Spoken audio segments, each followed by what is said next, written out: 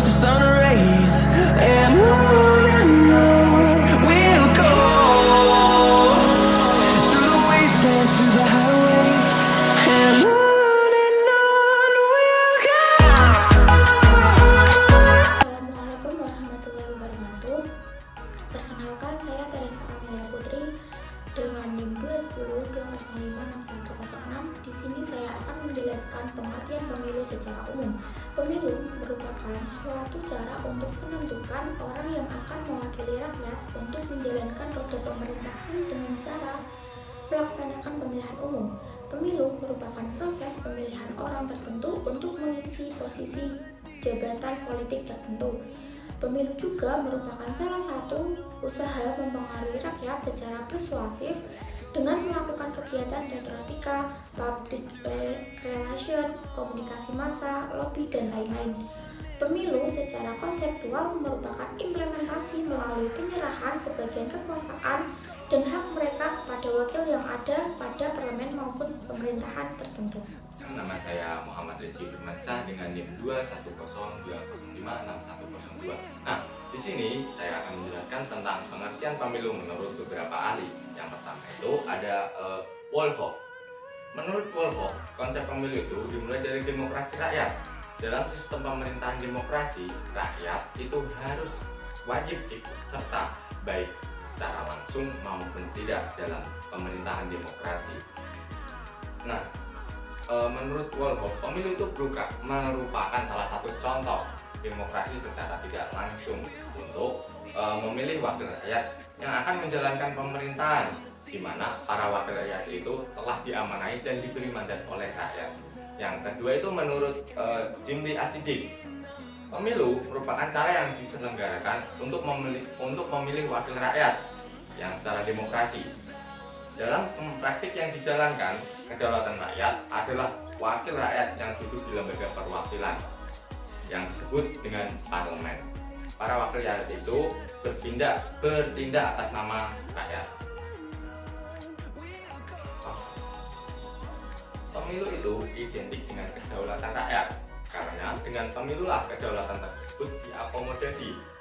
Pemilihan umum merupakan salah satu unsur terpenting dalam suatu negara. Pelaksanaan kedaulatan rakyat dilakukan dengan cara menjalankan pemilihan umum. Rakyat dapat memberikan suara politiknya dengan ikut serta dalam pemilihan umum tersebut untuk memilih wakil-wakil yang akan memimpin negaranya dan juga menyuarakan kepentingannya.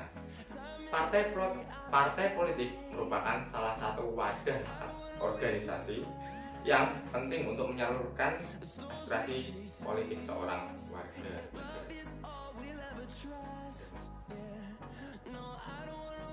Halo guys, perkenalkan nama saya Muhammad Naufal Diana dengan NIM 21020561105. Saya sebagai pemateri akan menjelaskan tentang sejarah pemilu itu sendiri guys. Coba tebak pemilu itu sendiri sejarahnya itu dimulai dari kapan guys, dan peradaban apa? Ayo. Nah, jawabannya ialah Yunani kuno. Sejarah mencatat pemilihan umum itu sudah didapat sejak abad ke-4 Masehi guys.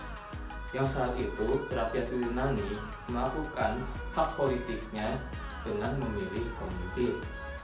Rakyat negeri para dewa itu menyebut sebagai demos yang berarti rakyat dan kreten yang berarti pemimpin. Dari kedua kata itulah muncullah istilah demokrasi. Dipimpin oleh Callisthenes, warga Athena mengadakan apa yang secara umum sebagai pelaksanaan pemilu sebagai wujud demokrasi pertama pada masa 507 hingga 508 sebelum Masehi, sehingga ia dijuluki sebagai Bapak Demokrasi Athena, Callisthenes itu sendiri guys. Nah, selanjutnya proses pemilu sebagai pemilih pemimpin pun terus berlanjut hingga zaman Romawi kuno. Meski menganut sistem monarki atau kerajaan pada zaman itu, namun pemerintahan Romawi kuno didampingi sebuah majelis perwakilan yang terdiri dari para bangsawan, hingga akhirnya kaisar atau raja itu dari pucuk kekuasaan pun berpindah ke tangan badan perwakilan. Nah, kita selanjut nih kepada sejarah pemilu itu sendiri pada zaman Eropa yang dimulai pada awal ketika terjadinya revolusi Prancis pada tahun 1789 yang memaksa Raja Louis XVI turun tahta dan pemerintahan beralih menggunakan sistem demokrasi. Sejak saat itu, beberapa negara di Eropa mengubah sistem pemerintahannya dari monarki menjadi demokrasi. Sebagian berubah dari monarki absolut menjadi monarki konstitusional. Nah, itu sejarah awal mulanya guys. Selanjutnya akan diterangkan oleh pemateri selanjutnya teman saya Zihni. Assalamualaikum warahmatullahi wabarakatuh. Saya Sini Sulfahmi dengan NIM 21020566110 akan membawakan materi mengenai sejarah pemilu di Indonesia. Berdasarkan Amnat UU nomor 7 tahun 1953, pemilu 1955 dilakukan 2 kali. Pemilu pertama dilaksanakan pada 29 September 1955 untuk memilih anggota-anggota DPR. Pemilu kedua dilaksanakan pada 15 Desember 1955 untuk memilih anggota-anggota Dewan Konstituante. Pemilu 1955 menggunakan sistem proporsional, yaitu sistem di mana kursi yang tersedia dibagikan kepada partai politik sesuai dengan imbangan perolehan suara yang didapat oleh partai politik itu. Oleh karena itu, sistem ini disebut juga dengan sistem berimbang. Kemudian selanjutnya yaitu pemilu yang dilaksanakan pada tanggal 5 Juli 1971 yang diikuti oleh 10 partai politik dan partai baru golongan karya atau Golkar yang menjadi pemenangnya. Ini adalah pemilu kedua rezim Orde Baru. Berkaitan dengan pembagian kursi, cara pembagian yang digunakan dalam pemilu 1971 berbeda dengan pemilu 1955. Dalam pemilu 1971 yang menggunakan UU nomor 15 tahun 1999 sebagai dasar, semua kursi terbagi habis di setiap daerah pemilihan. Selanjutnya yaitu pemilu pada tanggal 1977 sampai 1997. Pasca pemilu 1977, pemilu berikutnya selalu terjadwal dalam 5 tahun. Satu hal yang membedakan adalah bahwa sejak pemilu 1977, pesertanya jauh lebih sedikit, yaitu 2 parpol dan 1 Golkar. Golkar selalu menjadi pemenang, sedangkan Partai Persatuan Pembangunan atau P3 dan Partai Demokrasi Indonesia atau PDI hanya menjadi pelengkap atau sekedar ornamen. Selanjutnya yaitu pada pemilu yang dilakukan sesudah runtuhnya Orde Baru yang dilangsungkan pada tanggal 7 Juni 1999. Pada masa ini menggunakan sistem proporsional dengan menggunakan varian Rogen. Pada pemilu 1977, calon nomor urut pertama dalam daftar calon partai otomatis terpilih apabila partai itu mendapat suara kursi. Kini, calon terpilih ditetapkan berdasarkan suara terbesar atau terbanyak dari daerah tempat seseorang dicalonkan. Yang selanjutnya yaitu pemilu pada 2004. Pada 2004, pemilu diselenggarakan secara serentak pada tanggal 5 April 2004. Pemilihan kali ini merupakan pemilihan yang diikuti oleh banyak partai. Ada 2 macam pemilihan umum. Yang pertama, pemilihan untuk memilih anggota parlemen yang partainya memenuhi parliamentary threshold. Kedua, yaitu memilih presiden. Dalam pemilu 2004 ada perbedaan sistem bila dibandingkan dengan pemilu sebelumnya, khususnya dalam sistem pemilihan DPR dan DPRD, sistem pemilihan DPD, dan pemilihan presiden dan wakil presiden yang dilakukan secara langsung dan bukan lagi melalui anggota MPR seperti pemilu sebelumnya. Selanjutnya yaitu pemilu pada tahun 2009. Pemilu ketiga pada masa reformasi yang diselenggarakan secara serentak pada tanggal 9 April 2009 untuk memilih 560 anggota DPR, 132 anggota DPD, serta anggota DPRD provinsi maupun DPRD kabupaten atau kota se-Indonesia periode 2009 sampai 2014. Sedangkan untuk memilih presiden dan wakil presiden untuk masa bakti 2009 sampai 2014 diselenggarakan pada tanggal 8 Juli 2009. Pemilu 2009 dilaksanakan menurut UU nomor 10 tahun 2008. Selanjutnya yaitu pemilu pada tanggal 9 Juli 2014 yang akan memilih para anggota legislatif yaitu presiden dan wakil presiden. Selanjutnya pemilu pada Selanjutnya, pemilu pada 2019 yang terasa berbeda dengan beberapa pemilu yang pernah dilakukan di Indonesia. Pasalnya, pemilu kali ini rakyat Indonesia memilih 5 sekaligus, yakni presiden dan wakil presiden, anggota DPR RI, DPRD 1, DPRD 2, dan anggota DPD. Itulah sebabnya pesta demokrasi kali ini disebut sebagai pemilu paling rumit dan terbesar, bukan hanya di Indonesia, tapi di dunia. Terima kasih. Wassalamualaikum warahmatullahi wabarakatuh. Assalamualaikum warahmatullahi wabarakatuh. Nama saya Elvina Nabila Setianing Tias dengan NIM akhir 109.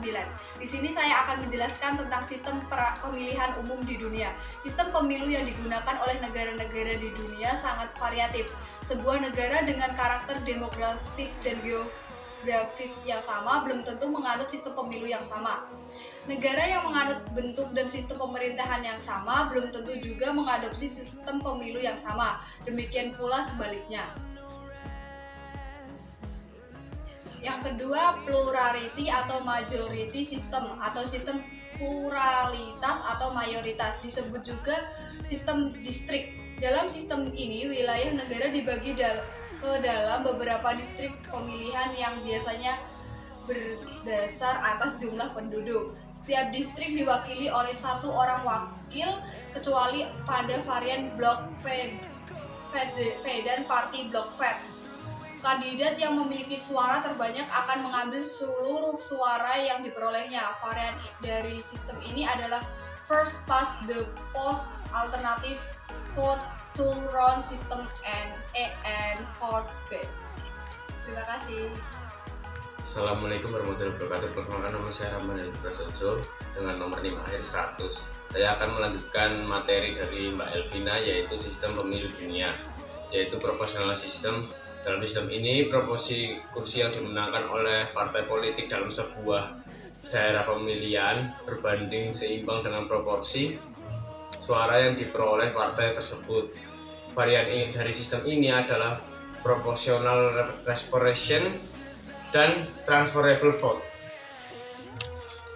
Yang selanjutnya adalah sistem campuran, merupakan perpaduan penerapan antara plurality dan majority system dan proportional system. Varian dari sistem ini adalah parallel system dan mixed member proportional. Sekian dari saya, terima kasih. Wassalamualaikum warahmatullahi wabarakatuh. Perkenalkan, nama saya Sevilia Cahya Aisyah Putri dengan NIM 21020565101. Di sini saya akan menyampaikan tentang sistem pemilihan umum dalam pandangan Islam. Dalam kajian politik Islam atau siasatul Islamiyah, memilih atau menunjuk pemimpin adalah suatu kewajiban. Karena ada sebuah hadis yang diriwayatkan oleh Abu Daud dari Abu Hurairah, Rasulullah Shallallahu Alaihi Wasallam bersabda, yang artinya, jika ada 3 orang berpergian, maka hendak mengangkat salah seorang dari mereka untuk menjadi pemimpinnya. Hadis riwayat Abu Daud dari Abu Hurairah. Dapat kita simpulkan dari hadis yang saya sampaikan, bila dalam suatu hal kecil saja kita harus memilih pemimpin, apalagi kita berada dalam suatu komunitas yang besar. Akan tetapi, kewajiban memilih pemimpin hanya untuk urusan yang dibenarkan oleh syariah. Terima kasih. Wassalamualaikum warahmatullahi wabarakatuh. Assalamualaikum warahmatullahi wabarakatuh. Perkenalkan, saya Lilis Komala Dewi dengan NIM akhir 108 akan melanjutkan menjelaskan materi sistem pemilihan umum menurut pandangan Islam. Kemudian, dalam konteks bernegara, kewajiban untuk memilih pemimpin telah ditegaskan oleh Majelis Ulama Indonesia melalui Komisi Fatwa MUI hasil musyawarah alim ulama se-Indonesia di Sumatera Barat tahun 2009. Adapun isinya yaitu 1. Pemilihan umum dalam pandangan Islam adalah upaya untuk memilih pemimpin atau wakil pemimpin yang memenuhi syarat ideal bagi terwujudnya cita-cita bersama sesuai dengan aspirasi umat dan kepentingan bangsa. 2. Memilih pemimpin dalam Islam adalah kewajiban untuk menegakkan imamah dan imarah dalam kehidupan bersama. 3. Imamah dan imaroh dalam Islam mengajarkan syarat-syarat yang sesuai dengan ketentuan agar terwujudnya kemaslahatan dalam masyarakat. 4. Memilih pemimpin yang beriman dan bertakwa, jujur, terpercaya, aktif dan aspiratif, mempunyai kemampuan dan memperjuangkan kepentingan umat Islam hukumnya adalah wajib. 5. Memilih pemimpin yang tidak memenuhi syarat-syarat sebagaimana yang disebutkan tadi, atau tidak memilih sama sekali padahal ada calon yang memenuhi syarat, hukumnya adalah haram. Dari yang sudah saya sebutkan tadi menunjukkan bahwa memilih pemimpin hukumnya adalah wajib. Namun ada hal penting yang harus diingat, bahwa dalam memilih pemimpin hendaknya jangan dikotori dengan praktek-praktek tercela seperti politik uang, sebab Allah dan Rasul sangat membenci dan akan melaknat orang-orang yang memberikan atau menerima suap. Nah, kemudian dapat disimpulkan bahwa pemilu dalam Islam itu tidak dilarang, melainkan wajib dijalankan. Dan menurut fatwa MUI, golput atau tidak menggunakan hak pilih saat pemilulah yang haram. Sekian. Wassalamualaikum warahmatullahi wabarakatuh. Ya, assalamualaikum warahmatullahi wabarakatuh. Perkenalkan, nama saya Dan Bimantara dengan NIM 21020561007.